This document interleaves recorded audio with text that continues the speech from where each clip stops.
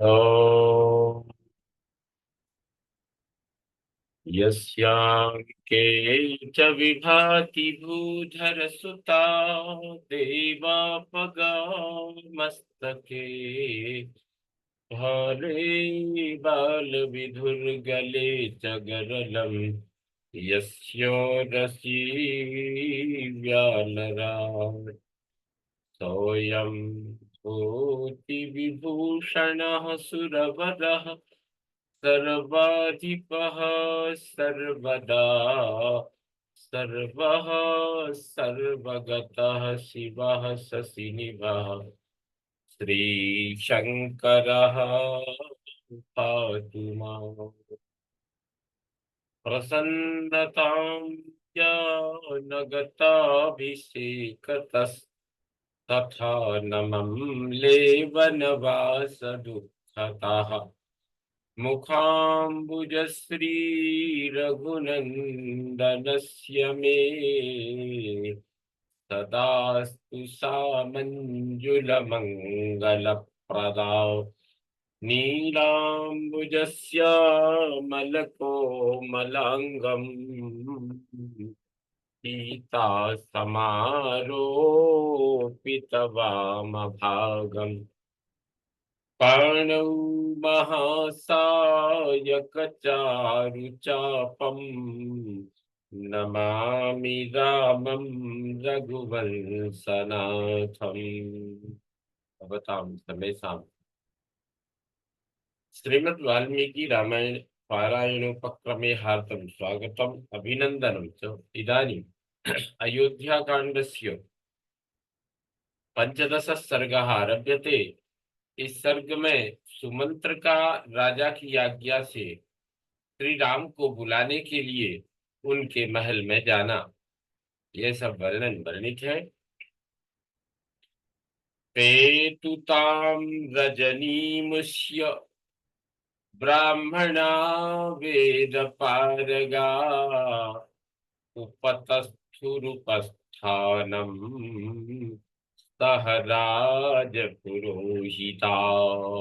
वे वेदों के पारंगत ब्राह्मण तथा राजपुरोहित वह रात बिताकर प्रातः काल राजा की प्रेरणा के अनुसार राजद्वार पर उपस्थित हुए।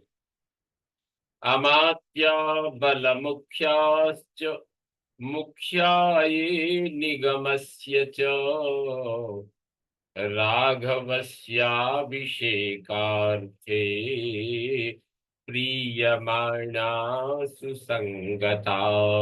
मंत्री, सेना के मुख्य मुख्य अधिकारी और बड़े बड़े सेठ साहूकार व्यापारी उद्योगपति श्री रामचंद्र जी के अभिषेक के लिए बड़ी प्रसन्नता के साथ वहां एकत्र हुए।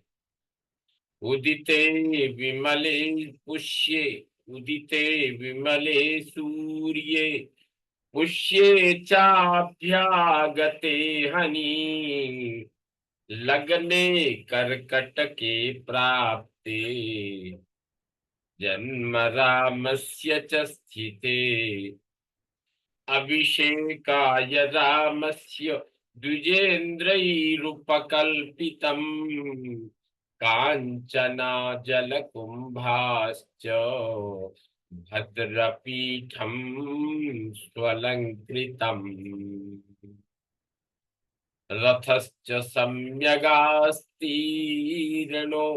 भास्वता व्याघ्रचर्मणा गंगा यमुनयो पुण्यात् संगमादाहृतम जलम।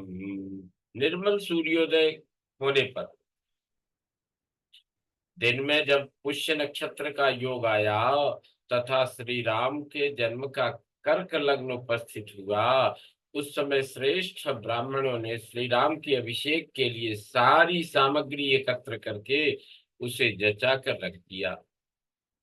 जल से भरे हुए सोने के कलश, भली भांति सजाया हुआ भद्रपीठ, चमकीले व्याघ्र चर्म से अच्छी तरह आवृत रथ, गंगा यमुना के पवित्र संगम से लाया हुआ जल, ये सब वस्तुएं एकत्र कर ली गई थी। याश्चान्या सरिताः पुण्या हृदा कूपा सरांसि च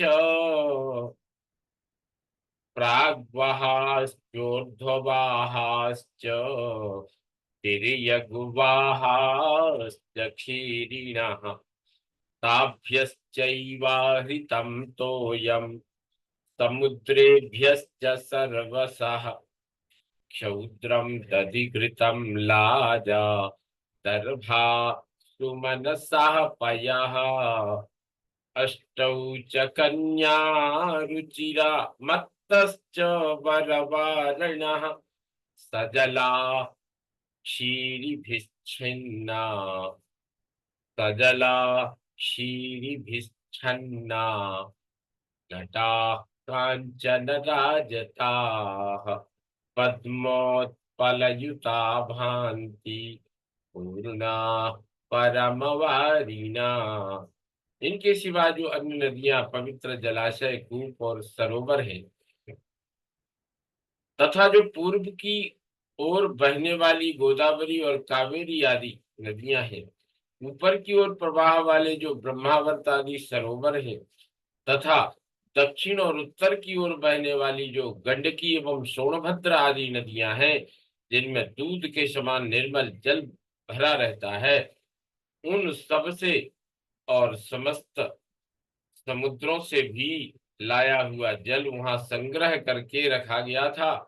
इसके अतिरिक्त दूध, दही, घी, मधु, लावा, पुष्प, फूल, 8 सुंदर कन्याएं, मदमत्त गजराज और दूध वाले वृक्षों के पल्लवों से ढके हुए सोने चांदी के जलपूर्ण कलश भी वहां विराजमान थे, वहां स्थापित किए गए थे, जो उत्तम जल से भरे होने के साथ ही पद्म और उत्पलों से संयुक्त होने के कारण बड़ी शोभा पा रहे थे। चंद्रांशु विकच प्रख्यम पाण्डुरं रत्नभूषितं सज्जं तिष्ठति रामस्य बालव्यजनमुत्तमम्।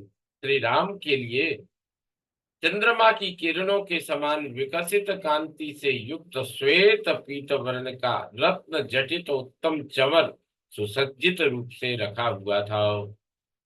चंद्रमंडल संकाशम आतपत्रम च पाण्डुरम सज्जम द्युतिकरम श्रीमद अभिषेक पुरस्सरम। चंद्रमंडल के समान सुसज्जित श्वेत छत्र भी अभिषेक सामग्री के साथ शोभा पा रहा था, जो परम सुंदर और प्रकाश फैलाने वाला था।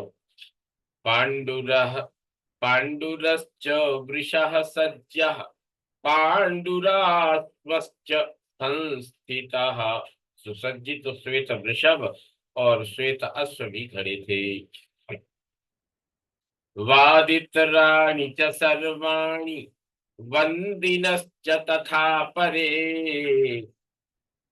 इक्ष्वाकूणां यथा राजा सम्भ्रियेताभिषेचनम् तथा जातीयमादाय राजपुत्राभिषेचनम् ते राजवचनात् तत्र समवेता महीपतिम्। सब प्रकार के बाजे मौजूद थे, स्तुति पाठ करने वाले बंदी तथा अन्य मागध आदि उपस्थित थे।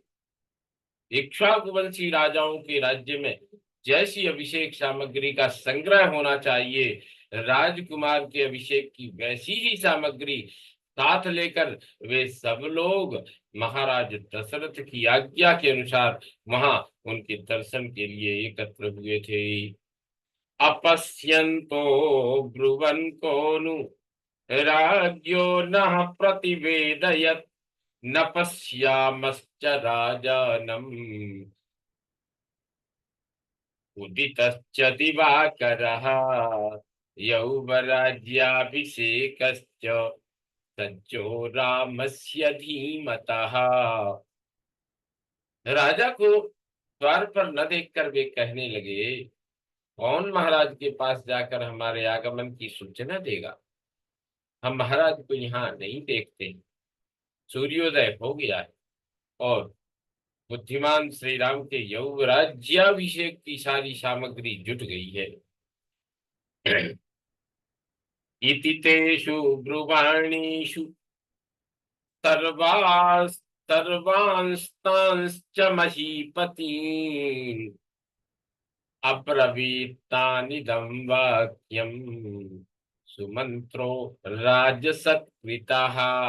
वे सब लोग इस प्रकार की बातें कह रहे थे, इस प्रकार की बातें परस्पर आपस में भी कर रहे थे। उसी समय राजा द्वारा सम्मानित सुमंत्र ने वहां खड़े हुए उन समस्त भूपतियों से यह बात कही। रामं राज्ञो नियोगेन त्वरया प्रस्थितो ह्यहम् पूज्या राज्ञो भवन्तश्च रामस्य तु विशेषतः अयं पृच्छामि वचनात् सुखमायुष्यतामहम्।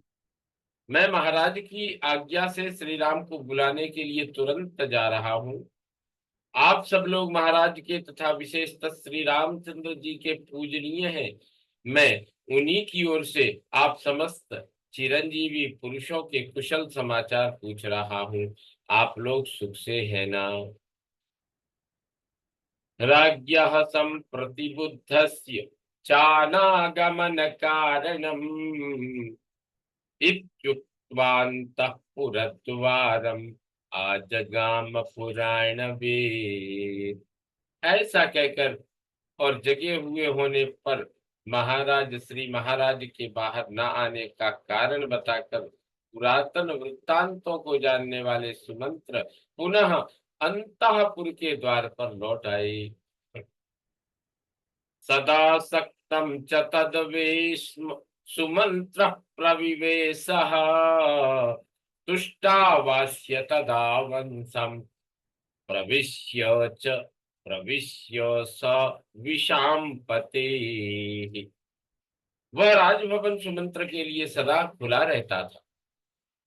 उन्होंने भीतर प्रवेश किया और प्रवेश करके महाराज के वंश की स्तुति की। सयनीयम नरेंद्रस्य तदा साद्य व्यतिष्ठत सो सोत्यासाद्यतु सोत्यासाद्यतु तद्वेश्म तिरस्करणिमन्तरा आशीर्भिर् आशीर्भिर्गुणयुक्ताभिः अभितुष्टावराघवम्। तदनंतर वे राजा के शयन गृह के पास जाकर खड़े हो गए। उस घर के अत्यंत निकट पहुंचकर जहां बीच में केवल चिक का अंतर रह गया था, पर्दे का अंतर रह गया था, खड़े हो वे गुण वर्णन पूर्वक आशीर्वाद सूचक वचनों द्वारा रघुकुल नरेश की स्तुति करने लगे। सोम सूर्यौ च काकुत्स्थ शिव वै श्रवणापपि शिव वै श्रवणावपि वरुणश्चाभि वरुणश्चाग्निरिन्द्रश्च विजयं प्रदिशन्तु ते। क्या बात! यहाँ किस प्रकार का सुमंत्र उनको आशीर्वचन मंगल वचन कह रहे हैं कि सोम सूर्य उचकाकुत्स्थ शिव वै श्रवणावपि वरुणश्चाग्निरिन्द्रश्च विजयं प्रदिशन्तु ते। काकुत्स्थ नंदन चंद्रमा, सूर्य, शिव, कुबेर, वरुण, अग्नि और इंद्र आपको विजय प्रदान करें। गता भगवती रात्रिः अहः शिवमुपस्थितं बुद्धिः स्वराज शार्दूलो गुरु कार्यमनंतरम। भगवती रात्रि विदा हो गई। अब कल्याण स्वरूप दिन उपस्थित हुआ है। राजसिंह निद्रा त्याग कर जग जाइए और अब जो कार्य प्राप्त है उसे कीजिए। ब्राह्मणा बलमुख्याश्च नैगमाश्चागतास्त्विह दर्शनं ते विकांक्षन्ते प्रतिबुद्ध्यस्व राघव। ब्राह्मण सेना के मुख्य अधिकारी और बड़े बड़े सेठ साहूकार यहाँ आ गए हैं। वे सब लोग आपका दर्शन चाहते हैं। रघुनंदन जागिए। सुबंतम तम तदा सूतम सुमंत्रम मंत्र को विदम प्रतिबुद्ध्य ततो राजा इदम वचनम अब्रवीत। मंत्रणा करने में कुशल सूत सुमंत्र जब इस प्रकार स्तुति करने लगे, तब राजा ने जाग कर उनसे यह बात कही। राम मानय सूतेति यदस्याभि यदस्याभिहितो मया किमिदं कारणं येन ममाज्ञा प्रतिवाह्यते न चैव संप्रसुप्तोऽहम् आनयेहासु राघवम्। सूत, श्री राम को बुला लाओ। यह जो मैंने तुमसे कहा था उसका पालन क्यों नहीं हुआ? ऐसा कौन सा कारण है जिससे मेरी आज्ञा का उल्लंघन किया जा रहा है? मैं सोया नहीं हूँ। तुम श्री राम को शीघ्र यहाँ बुला लाओ। इति राजा दशरथः सुतं तत्रान्वसात् पुनः स राजवचनं श्रुत्वा शिरसा प्रतिपूज्यतम् निर्जगाम नृपावासान् मन्यमानः प्रियं महत् प्रपन्नो राजमार्गञ्च पताका ध्वज शोभितम। इस प्रकार राजा दशरथ ने जब सूत को फिर उपदेश दिया, तब वे राजा की वह आज्ञा सुनकर सिर झुकाकर उसका सम्मान करते हुए राजभवन से बाहर निकल गए। वे मन ही मन अपना महान प्रिय हुआ मानने लगे। राजभवन से निकलकर सुमंत्र ध्वजा पताकाओं से सुशोभित राजमार्ग पर आ गई। हृष्टः प्रमुदितः सूतो जगामासु विलोकयन् ससूतस्तत्र शुश्राव रामाधिकरणा कथाः अभिषेचन संयुक्ता सर्वलोकस्य हृष्टवत्।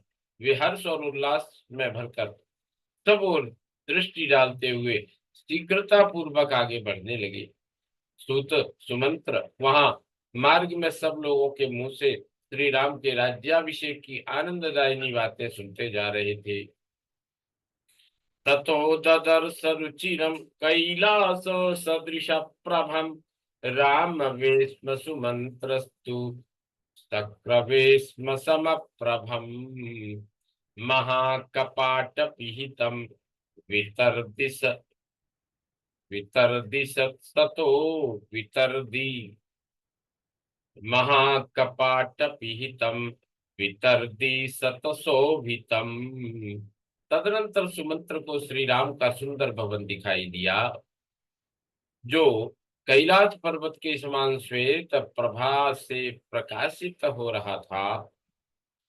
वह इंद्र भवन के समान देदीप्यमान दीप्तिमान था। उसका फाटक विशाल किवाड़ों से बंद था। उसके भीतर का छोटा सा द्वार ही खुला था। सैकड़ों वेदिकाओं सैकड़ों वेदिकाएं उस भवन की शोभा बढ़ा रही थी। कांचन प्रतिमयिकायम कांचन प्रतिमयिकाग्रम मणिविद्रुमतोरणम शारदाभ्रघन प्रख्यम दीप्तम मेरुगुहा समम। उनका मुख्य उसका मुख्य अग्रभाग सोने की देव प्रतिमाओं से अलंकृत था। उसके बाहर फाटक में मणि और मूंगे जड़े हुए थे। वह सारा भवन शरद ऋतु के बादलों की भांति श्वेत कांति से युक्त, दीप्तिमान और मेरु पर्वत की कंदरा के समान शोभायमान था। मणिभिर्वरमाल्यानां सुमहद्भिरलंकृतम् मुक्तामणिभिराकीर्णं चंदना गुरुभूषितम। सुवर्ण निर्मित पुष्पों की माला के बीच बीच में पिरोई हुई बहुमूल्य मणियों से वह भवन सजा हुआ था। दीवारों में जड़ी हुई मुक्ता मणियों से व्याप्त होकर जगमगा रहा था। चंदन और अगर की सुगंध उसकी शोभा बढ़ा रही थी।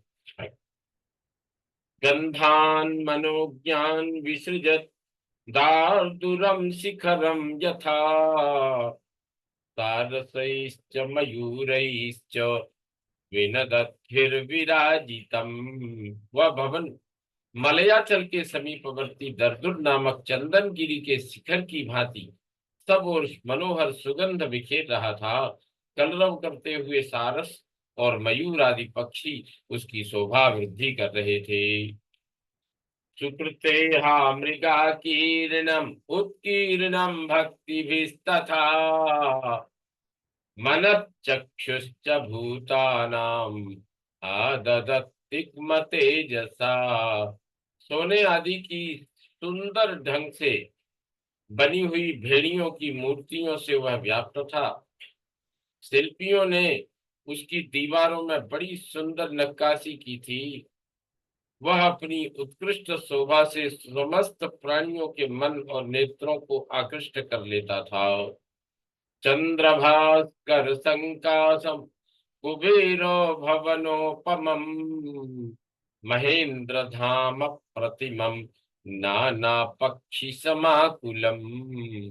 चंद्रमा और सूर्य के समान तेजस्वी, कुबेर भवन के समान अक्षय संपत्ति से पूर्ण तथा इंद्रधाम के समान भव्य एवं मनोरम उस श्री राम भवन में नाना प्रकार के पक्षी चह रहे थे। मेरु श्रृंग समम सूतो राम विस्मदर्शः उपस्थित समाकीर्णम जनैरंजलिकारिभिः। सुमित्र ने देखा श्री राम का महल मेरु पर्वत के शिखर की भांति शोभा पा रहा है। हाथ जोड़कर श्री राम की वंदना करने के लिए उपस्थित हुए असंख्य मनुष्यों से वह भरा हुआ है। उपादाय समाक्रांतैस्तदा जानपदैर्जनैः रामाभिषेक सुमुखैः उन्मुखैः समलंकृतम्। भांति भांति के उपहार लेकर जनपद निवासी मनुष्य उस समय वहां पहुंचे हुए थे। श्री राम के अभिषेक का समाचार सुनकर उनके मुख प्रसन्नता से खिल उठे थे। वे सब उत्सव को देखने के लिए उत्कंठित थे। उस समय उन सब की भवन की बड़ी उपस्थिति भवन की बड़ी शोभा बढ़ा रही थी। महामेघ समप्रख्यम उदयम सुविराजितम नाना रत्न समाकीर्णम कुब्जकैरपि चावृतम।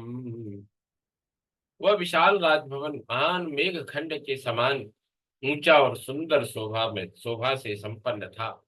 उसकी दीवारों में नाना प्रकार के रत्न जड़े गए थे और कुबड़े सेवकों से वह भरा हुआ था।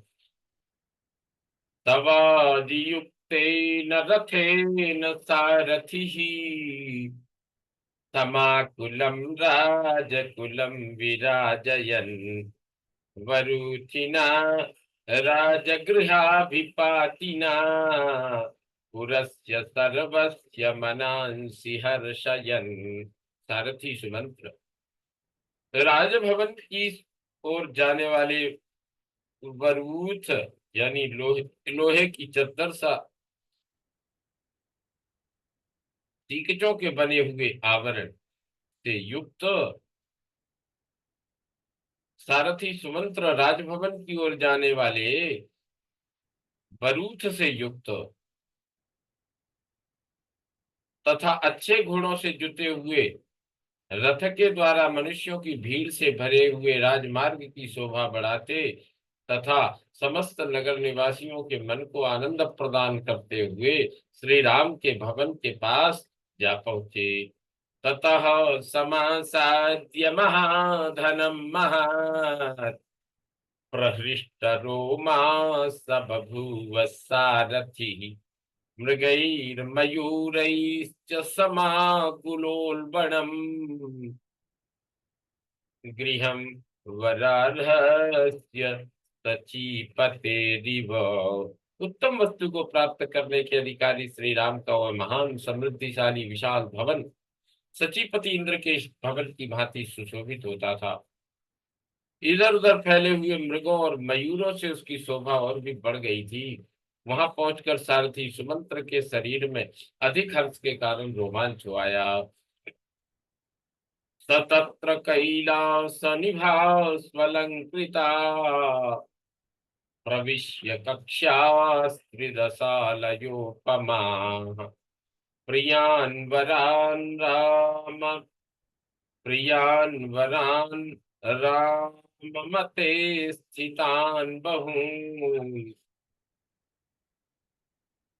व्यपोह्य शुद्धान्तमुपस्थितौ रथी। वहां कैलाश और स्वर्ग के समान दिव्य शोभा से युक्त सुंदर सजी हुई अनेक ड्योढ़ियों को लांघकर श्री रामचंद्र जी की आज्ञा में चलने वाले बहुतेरे श्रेष्ठ मनुष्यों को बीच में छोड़ते हुए रथ सहित सुमंत्र अंतःपुर के द्वार पर उपस्थित हुए। सतत्र शुश्रावच हर्षयुक्ता रामाभिषेकार्थकृतां जनानां नरेन्द्र सूनोरभिमंगलार्था सर्वस्य लोकस्य गिरः प्रहृष्टा। उस स्थान पर उन्होंने श्री राम के अभिषेक संबंधी कर्म करने वाले लोगों की हर्षभरी बातें सुनी, जो राजकुमार श्री राम के लिए सब ओर से मंगल कामना सूचित करती थी। इस प्रकार उन्होंने अन्य सब लोगों की भी हर्षोल्लास से परिपूर्ण वार्ताओं का श्रवण किया। महेंद्र सदम प्रतिमं च वेस्म रामस्य रम्यं मृग पक्षी जुष्टम तदर्श मेरोरिव शृंगमुच्चम विभ्राजमानम विभ्राजमानम प्रभया सुमंत्रः। श्री राम का वह भवन इंद्र सदन की शोभा को तिरस्कृत कर रहा था।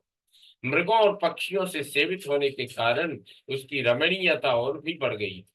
सुमंत्र ने उस भवन को देखा। वह अपनी प्रभा से प्रकाशित होने वाले मेरुगिरी के ऊंचे शिखर की भांति सुशोभित हो रहा था। उपस्थितैरंजलिकारिभिश्च सोपायनैर्जानपदैर्जनैश्च सोपायनैर्जानपदैर्जनैश्च कोट्यापरार्धैश्च विमुक्तयानै समाकुलं द्वारपदं ददर्श। उस भवन के द्वार पर पहुंचकर सुमंत्र ने देखा, श्री राम की वंदना के लिए हाथ जोड़े उपस्थित हुए जनपदवासी मनुष्य अपनी सवारियों से उतरकर हाथों में भांति भांति के उपहार लिए करोड़ों और परार्धों की संख्या में खड़े थे, जिससे वहां बड़ी भारी भीड़ लग गई थी। ततो महामेघमहीधराभं प्रभिन्नमत्यङ्कुशमत्यसह्यं रामोपवाह्यं रुचिरं ददर्श शत्रुञ्जयं नागमुदप्रकायम् नागमुदग्रकायम्। तदनंतर उन्होंने श्री राम की सवारी में आने वाले सुंदर शत्रुंजय नामक विशालकाय गजराज को देखा, जो महान मेघ से युक्त पर्वत के समान प्रतीत होता था। उसके गंडस्थल में मद की धारा बह रही थी। वह अंकुश से काबू में आने वाला नहीं था। उसका वेग शत्रुओं के लिए अत्यंत असह्य था। उसका जैसा नाम था वैसा ही गुण भी था। स्वलंकृतान् स्वरथान् सकुञ्जरान् अमात्य मुख्यांश्च ददर्श वल्लभान् व्यपोह्य सूतः सहितान् समन्ततः समृद्धमन्तः पुरमपि समृद्धमन्तः पुरमाविवेशः। उन्होंने महाराजा के परम प्रिय मुख्य मुख्य मंत्रियों को भी एक साथ उपस्थित देखा, जो सुंदर वस्त्राभूषणों से विभूषित थे और घोड़े, रथ तथा हाथियों के साथ वहां आए थे। सुमंत्र ने उन सबको एक ओर हटाकर स्वयं श्री राम के समृद्धिशाली अंतःपुर में प्रवेश किया।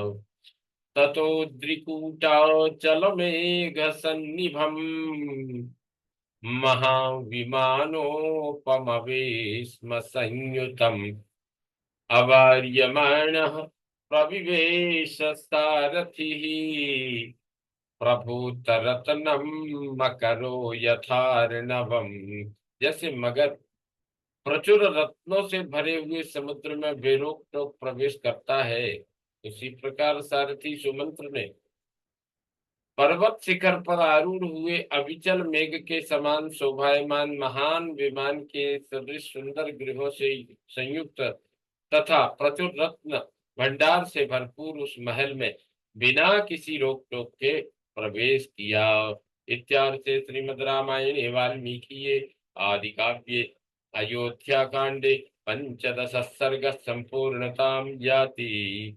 ओम पूर्णमदः पूर्णमिदं पूर्णात् पूर्णमुदच्यते पूर्णस्य पूर्णमादाय पूर्णमेवावशिष्यते। ओम शांति शांति शांति। सर्वे भवन्तु सुखिनः, सर्वे सन्तु निरामयाः, सर्वे भद्राणि पश्यन्तु मा कश्चित् दुःखभाग् भवेत्। ओम शांति शांति शांति। श्री रामचंद्रो विजयते तदा।